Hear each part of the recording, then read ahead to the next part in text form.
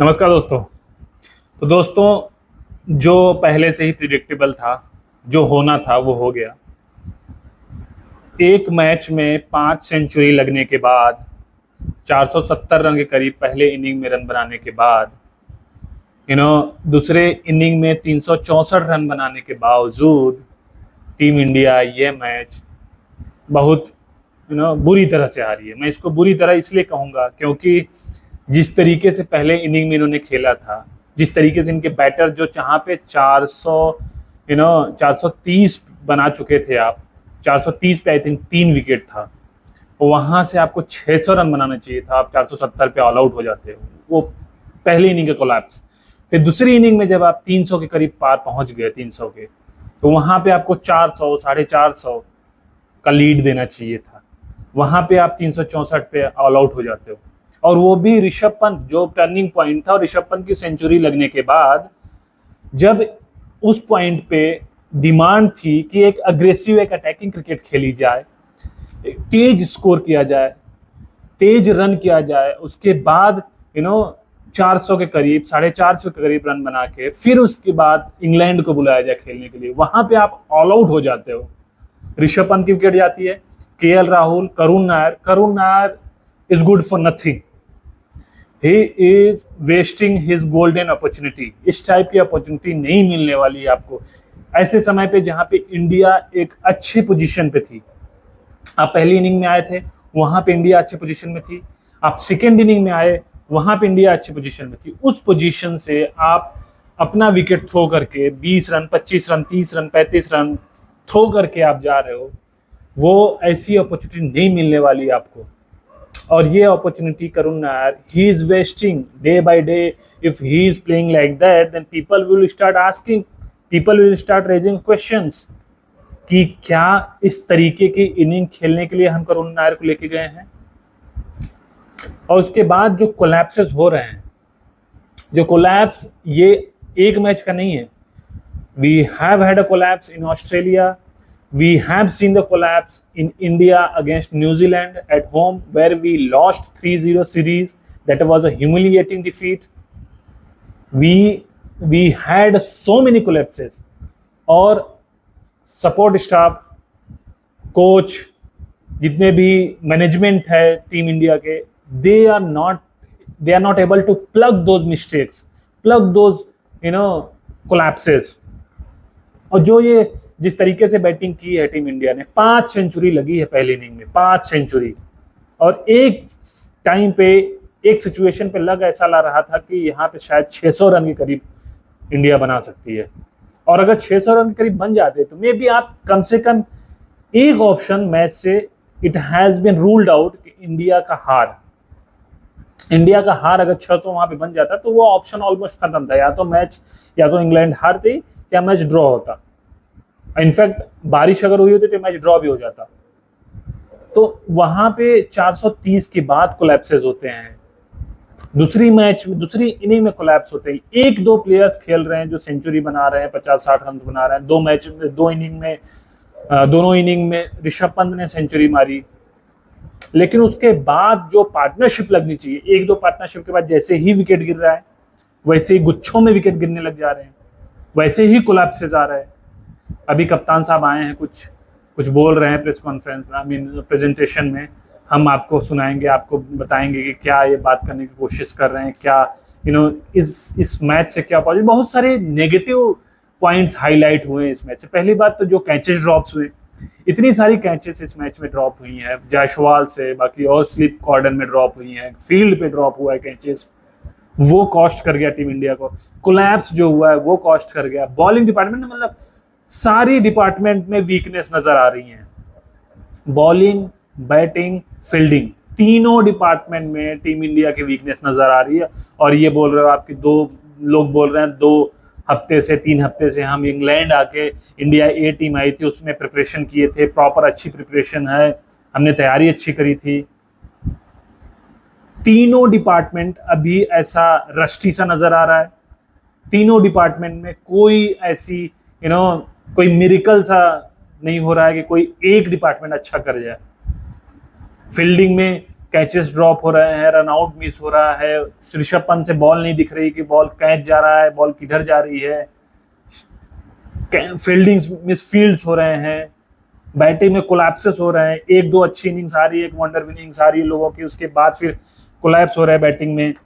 Bowling में बुमराह के अलावा किसी से विकेट नहीं निकल रहा है। आपने मतलब जितना भी कुछ शुरू से मैनेजमेंट ने सारा काम जो सिलेक्शन किया है, जो टीम खिलाया है, शुरू से कोई ना कोई प्रॉब्लम रही है। बात करते हैं पहले सिलेक्शन की। आपने शार्दुल ठाकुर को एज अ फोर्थ पेसर खिलाया। अगर शार्दुल ठाकुर आपका फोर्थ पेसर है तो आप उसको बॉलिंग क्यों नहीं दे रहे हो? उसके ऊपर या तो कॉन्फिडेंस नहीं है, आप उसको ऑलराउंडर खिला रहे हो, 8वें नंबर पे वो बैटिंग करने आ रहा है। तो शार्दुल ठाकुर के ऊपर कॉन्फिडेंस नहीं है। शार्दुल ठाकुर को या तो समझ नहीं आ रहा शार्दुल ठाकुर मैच में खेल भी रहा है कि नहीं खेल रहा है, या कप्तान भूल जा रहा है, कप्तान को समझ नहीं आ रही किसको बॉलिंग दिया जाए। बस there is only one bowler कप्तान की नजर में जिसको बॉल पकड़ाई जाए, जसप्रीत बुमराह। शार्दुल ठाकुर वार्म अप करके, स्ट्रेचिंग करके बॉलिंग करने जा रहा है, वहां से फिर he looks confused. This guy Shubman Gill, he looks confused all the time. Shardul को बॉल पकड़ा के, शार्दुल जैसे स्ट्रेचिंग करता है, बॉलिंग करने जाता है, अपनी बॉलिंग मार्क करता है, वहां पे आप चेंज करते हो कि नहीं, लेट्स गो विद बुमराह। एक ऐसे सिचुएशन से जहां आप मैच जीत सकते थे, अगर इस सिचुएशन से ऐसी बॉलिंग अटैक के अगेंस्ट अगर आपकी बैटिंग कोलैप्स हो रही है, आप खेल नहीं पा रहे हो ऐसी बॉलिंग के अगेंस्ट, तो आई डोंट नो कि ये टीम इंडियन के बैटर किस बॉलिंग के अगेंस्ट खेलेंगे या किस बॉलर के अगेंस्ट खेल पाएंगे। Because I am hearing that कि there is report next match से Jofra is coming back, Gus attention is coming back, तो इनकी बॉलिंग लाइनअप और स्ट्रांग होने वाली है। तो जब इनकी बॉलिंग लाइनअप और स्ट्रांग हो जाएगी तो आई डोंट थिंक कि टीम इंडिया जो 450-470 रन से यहाँ बनाई है, आगे वाली पिचेस जो है ये 5 मैच में से सबसे इजीएस्ट पिच लग रही है। इससे इजी पिच इंग्लैंड नहीं देने वाली है टीम इंडिया को बैटिंग करने के लिए। और जिस तरीके से टीम इंडिया ने ये पूरी अपॉर्चुनिटी को खोया है, जिस तरीके से ये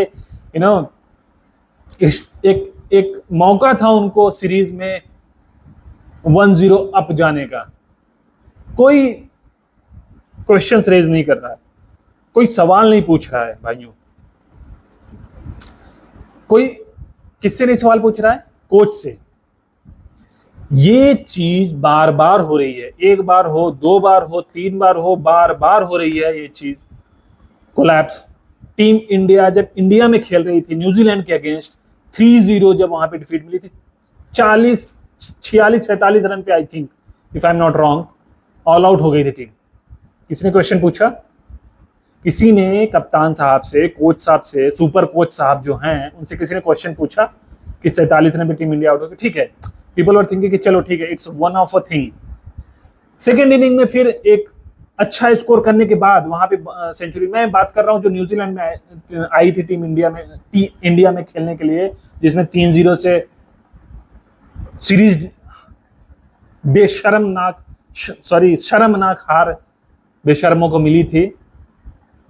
उसमें सेकेंड इनिंग में भी कोलैप्स, वो 3-0 में वहां पे कोलैप्स हुए। ऑस्ट्रेलिया में जाके ऑस्ट्रेलिया में कोलैप्सेस हुए, फिर यहाँ पे वही सेम कहानी। ये तो हो गई बैटिंग की हालत। अब बॉलिंग की बात करते हैं।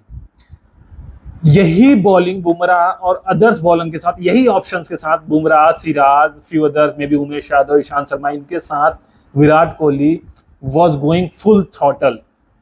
पेस बैटरी बोली जाती थी कि इंडिया की pace battery, they are much better than opposition teams. In fact जब ऑस्ट्रेलिया में गए थे तो इंडिया के pace batteries were looking much more strong than Australia's bowling attack.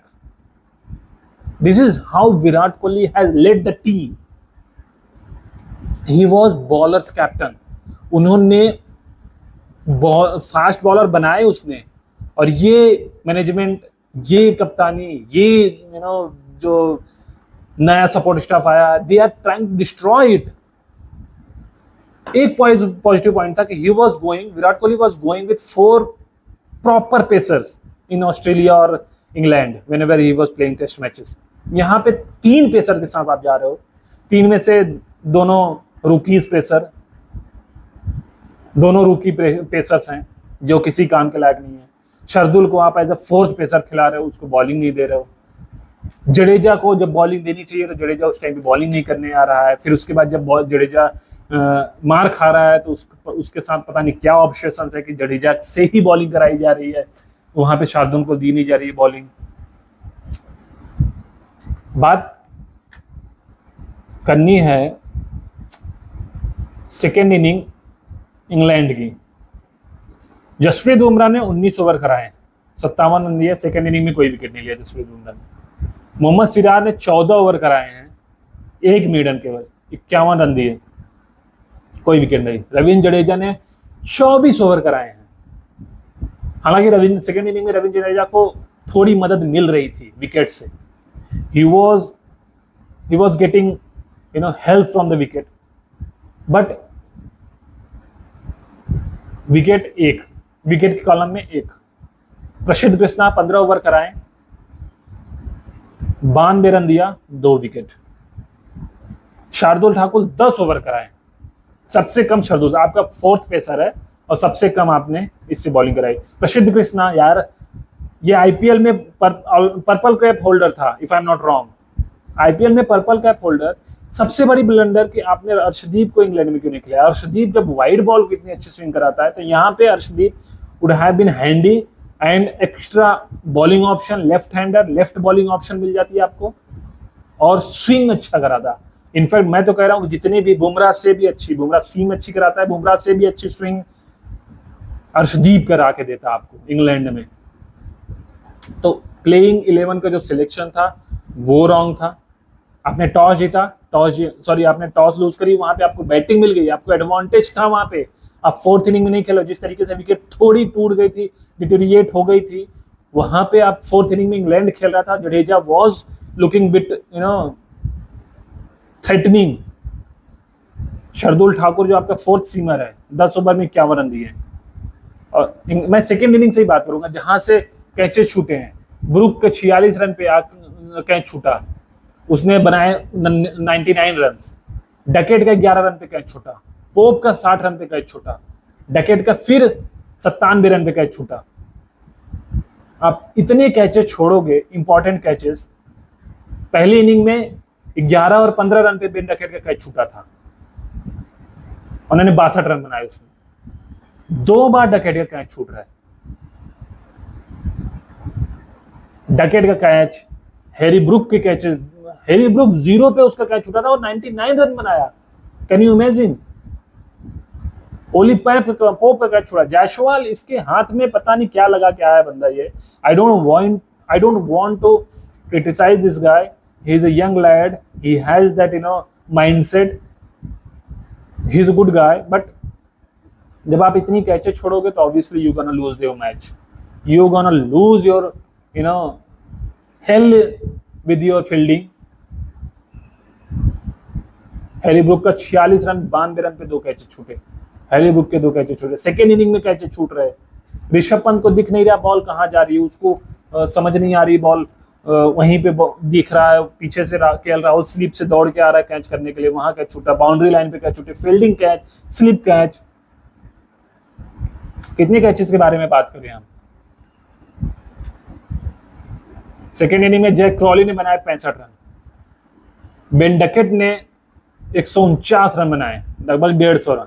तो ऊपर से ही काम तमाम कर दिया था इन लोगों की पार्टनरशिप जो लगी थी। 188 रन की पार्टनरशिप लगी थी दोनों के बीच में, बेन डकेट और जैक क्रॉली। 188 रन पे पहला विकेट गिरा था। उसके बाद ओली पोप की विकेट गिरी। ओली पोप थोड़ा जल्दी चला गया, 2 विकेट जल्दी मिले, thanks to Shardul Thakur again. As we were saying कि शार्दुल ठाकुर को ओवर नहीं दिया जा रहा था, उसको बॉलिंग करने के लिए नहीं दे रहे थे, तो उसने 2 बॉल पे 2 विकेट निकाले। तो वहां पे एक मोमेंट पे लगा कि शायद इंडिया मैच में आ सकती है, probably India can come back in this match. But एक साइड से जब जो रूट खड़ा हो गया तो फिर मुश्किल था टीम इंडिया के लिए कम बैक करना। और जब जो रूट खड़ा हो जाता है तो he was looking completely eased, पूरी तरह से सेट लग रहा था। He was looking like there is this catch they were showing. Rishabh Pant से कैच छूटा, ऋषभ पंत ग्लव्स में जाके वहां से मिस हुआ कैच, वहां से कैच छूटा। रविंद्र जडेजा की बॉल पे नींद आ रही है, 11:30 बज गए और ये इन लोगों का मैच हार देखने के लिए कोई क्वेश्चन रेज करेगा सपोर्ट स्टाफ से, कोच साहब से, सुपर कोच साहब से कि ये कोलैप्सेस, ये हार, और जिस तरीके से जिस सिचुएशन से आप मैच हार रहे हो, ये it is looking very bad, very horrible. इस सिचुएशन से अगर आप मैच हार रहे हो, आप हर इंग्लैंड में you will never get a luxury to score 470 450 odd run in every match. 5-5 century नहीं आने वाले।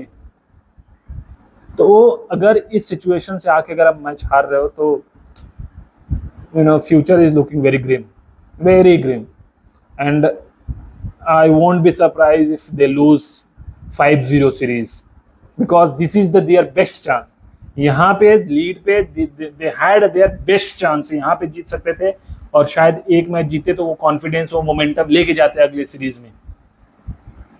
बट ना बैटिंग ट्यून कर रही है, ना बॉलिंग ट्यून कर रही है। बैटिंग में कोलैप्सेस हो रहे हैं, बॉलिंग में बुमराह को कोई सपोर्ट नहीं कर रहा है। बुमराह ऐसा लग रहा है कि बुमराह अलग पिच पे बॉलिंग कर रही है भाइयों, और बाकी बॉलर्स जो है अलग पिच पे बॉलिंग कर रहे हैं। जिस तरीके से बॉलिंग हुई है, बॉलिंग बाद में जब पहली इनिंग में सिराज बॉलिंग कर रहा था, वहां पे दूसरी स्पेल में जब आया, दूसरे एंड से बुमराह के एंड से आया, वहां पे he was looking very good. But यार अच्छा दिखने से फर्क नहीं पड़ेगा, right? You have to take a wickets, you have that, you should have that capability to somehow get wickets. आप बीट कराते जाओ, डॉट कराते जाओ, मेडन कराते जाओ, does not matter। वैसे भी जो इंग्लैंड वाले 4-4 4.5 के स्ट्राइक रेट से रन बनाते हैं। अब बेसबॉल जो उन्होंने जिस तरीके से खेली है, इनका ये सेकेंड हाईएस्ट रन चेज है टेस्ट में, second highest run chase. 333 run थी टीम इंडिया का, 364 पर ऑल आउट हो गई। 333 रन थी 364 पे सेकेंड इनिंग में, 333 रन पे 4 विकेट थे, 364 रन पे ऑल आउट। लगभग आप 30 रन पे 6 विकेट गिरती है टीम इंडिया में, और आप शार्दुल ठाकुर को एज अ ऑलराउंडर लिए हो, आप 8वें नंबर पे उनको भेजते हो, तो ये हाल है। और जैसे ही विकेट थोड़ी सी ट्रिकी होती है, शुभमन गिल ही ऑलवेज फ्लॉप्स। जहां फ्लैट विकेट हुए, जहां बॉलर्स को इतनी मदद नहीं मिल रही, वहां पे he will bully all short of bowlers. जैसे ही विकेट थोड़ी सी पिच थोड़ी सी ट्रिकी हो गई, थोड़ी स्लोविश साइड हो गई, थोड़ी बॉल रुक के आ रही है, वहां पे भाई साहब रख के चले जाते। ये तो हालात हैं हमारे बॉलर्स के। जैसा मैं बोल रहा हूँ, सेकेंड इनिंग में तो चलो ठीक है, सेकेंड इनिंग में बुमराह के विकेट नहीं मिला। फर्स्ट इनिंग में बुमराह ने 5 लिए, 24 ओवर डाले, बुमराह ने 5 विकेट लिए। बाकी और मिला के फर्स्ट इनिंग में ठाकुर साहब, शार्दुल ठाकुर, उन्होंने भी 1 ही ओवर डाला है। बाकी और सिराज, प्रसिद्ध कृष्णा, दोनों मिला के करीब 47 ओवर्स डाले हैं। दोनों प्रसिद्ध कृष्णा और सिराज मिला के 47 ओवर डाले हैं, 5 विकेट लिए हैं। 2 सिराज, 3 प्रसिद्ध कृष्णा। ये हालात हैं टीम इंडिया के। तो अगर इस सिचुएशन से आके ऐसी तरह मैच, ये यहाँ पे ये स्टेटमेंट था इंग्लैंड टीम का, ये स्टेटमेंट उन्होंने दिखा दिया कि आप यहाँ से नहीं जीत सकते हो। हम इस टेस्ट को आराम से, उन्होंने बहुत ज़्यादा उनको रिस्क लेने पड़ा, बहुत आराम से प्यार से इसको चेज कर दिए। जो 364 370 रन को बनाने थे, और आराम से प्यार से पुचकार के कि चलो हम इसको तो चेज कर डालेंगे। 373 रन उन्होंने बना दिए 5 विकेट के नुकसान पे। जो रूट 53 रन बना के नॉट आउट। जेमी स्मिथ, उसके बाद उनके पास क्रिस वोक्स था, अभी ब्रेंडन कास था, उनकी 7वें 8वें नंबर तक 9वें नंबर तक बैटिंग है। तो I was never in doubt कि जो है इंग्लैंड चेज नहीं कर पाएगी अनलेस कि बुमराह का कुछ ब्रिलियंस होता। बुमराह भी जब सेकेंड इनिंग की बात आती है तो I don't know what happens to him, उसको विकेट नहीं मिल पाते सेकेंड इनिंग्स में, वो सिचुएशन रहा।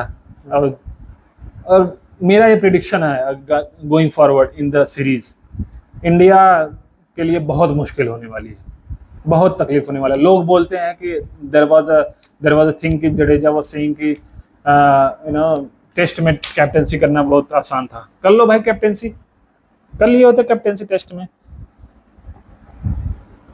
कैप्टेंसी जिस तरीके से हुई है जहां शॉट्स इधर लग रहे हैं, कवर ड्राइव लग रहा है, ऑन ड्राइव लग रहा है, ऑफ साइड की तरफ ड्राइव लग रहा है, वहां पे फील्डर तुरंत एवरी बॉल पे वो प्लेयर्स चेंज किए जा रहे हैं, फील्डर चेंज किए जा रहे हैं। इस तरीके से कैप्टेंसी हो रही है। अब दूसरा मैच 2 जुलाई को होने वाला है दोस्तों, तो बहुत मुश्किल लग रहा है कि ये सीरीज, इनफैक्ट मुझे ऐसा लग रहा है कि ये सीरीज 5-0 से ह्यूमिलिएट होकर टीम इंडिया हारेगी। और अगर 5-0 से टीम इंडिया हारती है ये सीरीज, इनफैक्ट ये सीरीज अगर टीम इंडिया हारती है तो कोच साहब को बहुत प्यार से, अच्छे से टेस्ट से एटलीस्ट हट जाना चाहिए, रेजिग्नेशन डाल देना चाहिए कि ठीक है भाई, टेस्ट में मैं अच्छा नहीं करा पा रहा हूँ टीम के लिए। जब टीम के लिए आप अच्छा नहीं करा पा रहे तो अननेसेसरी जो है एक टीम के लिए हम ये कर देंगे, टीम के लिए हम अननेसेसरी पैट्रियटिज्म कि हम देश के लिए खेल रहे हैं, देश के लिए जो अच्छा करेगा उसको हम लेके जाएंगे, इसको बाहर करेंगे, उसको अपने मन का पेसर्स लेके आओ, अपने मन के ऑलराउंडर डालो, नीतीश रेड्डी को हटा दो, हर्षित राणा को लेके आओ, मुकेश कुमार को निकाल दो, टीम इंडिया ए में जो अच्छा परफॉर्मेंस दिया है उसको हटा दो, अपने मन के प्लेयर्स लेके आओ, खिलाओ, अपने मन से कप्तान बनाओ। ये जो मनमानी चल रही है ना, this has to be stopped. Someone has to take a call, someone has to come forward and call this out. This madness should stop now. और अगर आप टेस्ट में अच्छी कोचिंग नहीं कर पा रहे हो, आप टीम को उस तरीके से नहीं लड़ा पा रहे हो यार। ये जब विराट कोहली को टीम मिली थी तो 8वें 7वें 8वें रैंकिंग की थी टीम उस टाइम टेस्ट में। अब मुझे लग रहा है इस WTC साइकिल में टीम इंडिया चौथे पे ही फिनिश करेगी, एटलीस्ट चौथे, 5वें पे तो नहीं, मेरा प्रेडिक्शन है कि 4th नंबर पे फिनिश करने वाली है। इतनी अच्छी हमारी टेस्ट की टीम, बैटिंग कोलैप्स हो रहे हैं, बॉलिंग नहीं हो रही है, बॉलर से बॉलिंग नहीं हो रही। यही Siraj was a different beast. लोग एक्सपेक्ट कर रहे थे यहाँ पे सरदार को सिलेक्ट किया जाएगा प्लेइंग 11 में, अर्शदीप को, उसको नहीं सिलेक्ट किया गया। क्या बोले हैं कप्तान साहब, जरा देखें तो। Shubman Gill is saying, I think it was a brilliant test match. Yes, okay. We had our chances, we dropped catches and our lower order didn't contribute enough. But proud of the team and overall a good effort. Okay. Yesterday we were thinking around 4:30 odd and declare. Unfortunately, we didn't score runs at the end, which always makes it difficult. Just didn't go our way in this match. That was something we spoke about. It happened so quickly. Could be one of those innings we have to rectify in the upcoming matches. Definitely chances don't come easy on wickets like this. It's a young team learning one, and hopefully we will be able to improve on those aspects. The first session we were quite spot on, didn't give away many runs. It is hard to stop the runs once the ball softens. Unfortunately, some edges didn't go our way. They took their chances after the ball got old. That happens in a game of cricket. You expect that everything won't go your way, and it's definitely more game by game. Once we are close to the match, we will see. Reading his presentation speech, it is not looking like he is so confident. और मुझे नहीं लग रहा कि आने वाले series में, आने वाले मैचेस में टीम इंडिया कुछ अच्छा कर पाएगी या फिर कुछ अच्छा करेगी। someone has to take a call or someone has to do the drastic changes. अपने सीनियर प्लेयर्स को बिठा दिए, आपने सोचा कि यहाँ पे टीम अच्छा करेगी, आपने बैटिंग भी अच्छा किया, आपने पहली इनिंग में 430 रन बनाए, वहां से 550-600 रन बनने चाहिए थे, 470 रन पे कोलैप्स कर गए, फिर विकेट्स नहीं निकल जा रहे, बुमराह अकेले पड़ जा रहा है, दूसरे एंड से कोई बॉलर जो सपोर्ट नहीं कर रहा बुमराह को। फिर उसके बाद सेकेंड इनिंग में आप आते हो, सेकेंड इनिंग में जहां पे एक सिचुएशन पे ऋषभ पंत और केएल राहुल बैटिंग कर रहे थे, ऋषभ पंत का विकेट गिरने के बाद ये एक्सपेक्टेड था कि लोग वहां पे KL Rahul, Karun Nair, they should have played aggressive inning, they should have gone all attacking, लेकिन वहां पे केएल राहुल ड्रॉ के लिए खेले जा रहे थे। और जिस तरीके से ये बॉडी लैंग्वेज लग रही थी हमारे प्लेयर्स की, हमारे ड्रेसिंग रूम्स की, जिस तरीके से बॉडी लैंग्वेज लग रही थी, इट वाज लुकिंग कि they are scared of losing this game, they were scared कि हम अगर यहाँ पे तेज खेल के डिक्लेयर कर दिए तो शायद इंग्लैंड वो चेज कर सकती है। तो उनको समझ नहीं आ रहा था, तो they were trying to waste the time, they were trying to pass the time. और वहां पे वो बैटिंग देख के लग रही थी केएल राहुल की और करुण नायर की कि ये टाइम पास करना चाहते हैं, टाइम वेस्ट करना चाहते हैं, ताकि टेस्ट मैच में बहुत ज्यादा टाइम रहे ना। और वहां पे फिर उसके बाद टर्निंग पॉइंट हुआ जब विकेट गिरने लग गए, गुच्छों में विकेट गिरने लग गए टीम इंडिया के, वो एक टर्निंग पॉइंट था मैच में। बाकी तो बहुत सारे बहुत सारे मिस्टेक्स हुए टीम इंडिया के, फील्ड में, कैच में, स्लिप्स में, हर जगह जो है कैचेस ड्रॉप हुए, बॉलिंग में उस तरीके से एफर्ट नहीं डाला गया बॉलर्स के थ्रू, विकेट्स नहीं मिले, बुमराह को विकेट नहीं मिले सेकेंड इनिंग में। और सेकेंड इनिंग में किसको विकेट मिला है?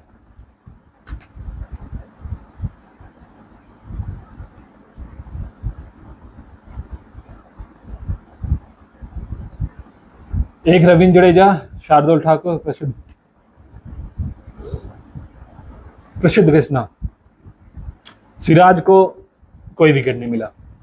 तो कोई सपोर्ट नहीं सेकेंड इनिंग में, बॉलर से कोई सपोर्ट नहीं। फिर भी अगर आप यार सेकेंड इनिंग में भी कोलैप्स हुए हैं तो आपने 370-71 रन का जो 371 टारगेट दिया है, it is not a easy target to chase down in fourth inning.